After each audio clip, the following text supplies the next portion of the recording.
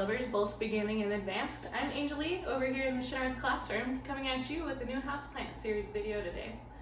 Today we're going to be talking about low-light plants. Now, what is low-light even? What is that considered? These are considered rooms with very small windows, north-facing windows, or office spaces with little to no light. Now this does not mean no light at all, like such as bathrooms without windows. The general rule of thumb is if you can read, the plant can photosynthesize. So, what is a low light plant? These are plants, such as these, that will tolerate these low light situations. They will live, and they will be happy. While they may flourish and grow faster with high light situations, they will happily live with low light situations they are given. While all of these plants will tolerate a large spectrum of low light situations, it is good to know the symptoms of when a plant is not receiving enough light. And the first symptom to understand is legginess. Now this is a term defined by the space between the leaf nodes. This space will increase and get longer and longer. Once you see about 6 inches between the leaf space, you know you're in a little bit of a trouble situation and you should move your plant to a brighter light. As you can see, this Pathos is very nice and bushy, and that's because it's got adequate light and is very happy. The next symptom you might see with your low light plants is breaching. And this is a term defined by the plant growing towards the light. It is trying to reach that light source that it needs, therefore it is reaching towards it. Now the more serious symptoms you might see, and the ones you need to take action for, is when you start seeing your colors on your plant start to dull. You'll then see the leaves start to yellow, and eventually they'll defoliate and fall off. This is when you know your plant is unhappy and needs to be moved into a brighter situation. Next, we're going to get into the fun part of this episode. We're going to figure out which plant is going to be great for you in your light situation. First, we're going to be talking about these extremely low light plants. These are plants that are going to survive and live in office spaces that have no windows, bathrooms with only tiny small windows, or bedrooms with small north-facing windows. If you've tried plants there and they haven't survived, it's a good idea to give these ones a go. First, we're going to talk about the ZZ plant. This is a very popular one. It is very unique in the way it looks. It comes in a couple of different colors, the black and the green. You'll find that these can get up to 2 to 3 feet tall, but don't expect that right away as they are extremely slow growers. Next, we're going to be talking about my personal favorite, the snake plant, or Sansuvario. These plants can range from very small ones, or you can get them from 2 to 5 feet big. They are also very slow growing, and both the ZZ and the snake plant really love well-draining soil, so the palm, citrus, and cactus mix is going to be great for you. Finally, in this section, we're going to be talking about the Chinese evergreens. These ones are really cool. They're super pretty and unique looking.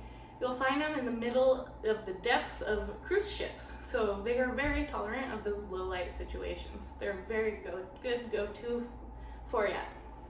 You'll find that these will grow 3 feet tall by 3 feet wide, getting a shrub-like growth habit, and they are also very slow growers. Next, we're going to be talking about your low-light plants. So these are your average living room plants that have a dark corner that you're not sure what to do with right there. These are going to be very easy care plants and easygoing. They'll deal with these low light situations, and they'll also like the bright indirect light as well. In this section, you'll find things like Pathos, like this one here. It is important to note that some Pathos will appreciate the darker light more than others. Some will prefer a brighter light, like your, lemon lime Pathos. Those prefer a brighter light to really get that rich color. These ones are really cool. They're like to trail. They can get very long. The average size is about 10 feet, but they can even break that. And they're very fun to watch as they are fast growers. They like a moderately moist soil, so I would recommend just the average planting mix for that. In this section as well, you'll find the Dracaena or the dragon plant. These are really cool and very fun to look at. You can find them in several different sizes and styles and looks. They have a large variety.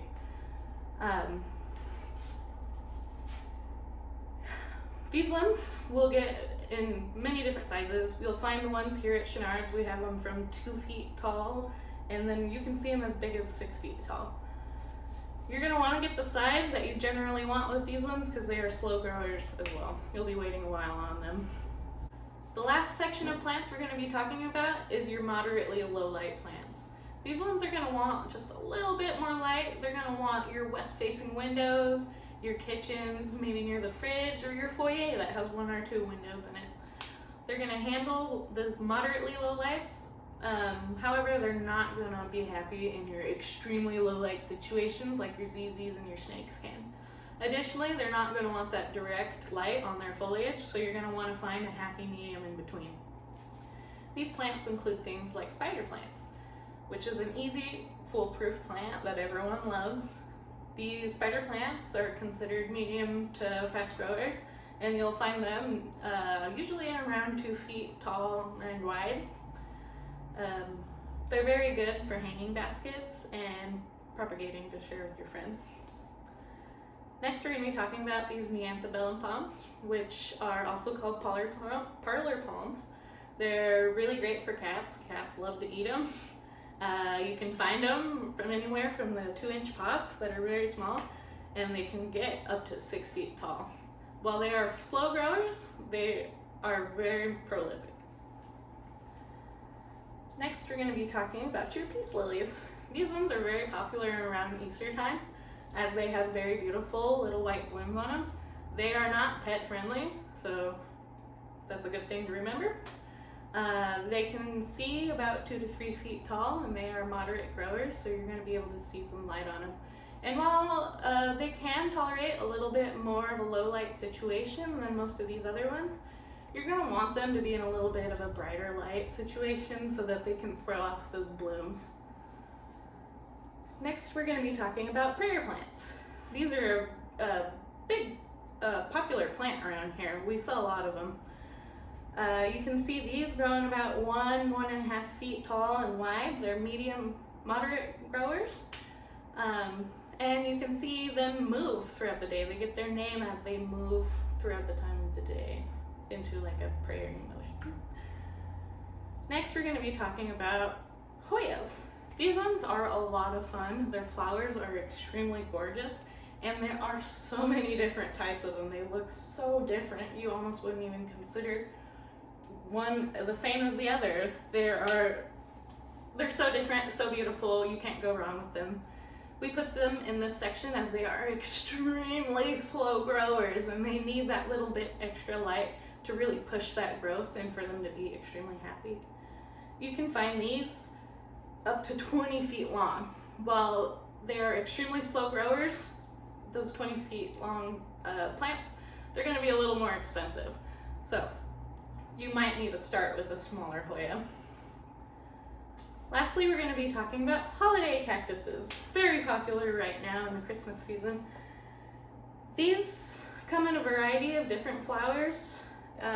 You'll find them at being about 2 feet tall and 2 feet wide. They're moderate growers, and it is important to know that they love well-draining soil, so they're going to need that palm citrus and cactus mix.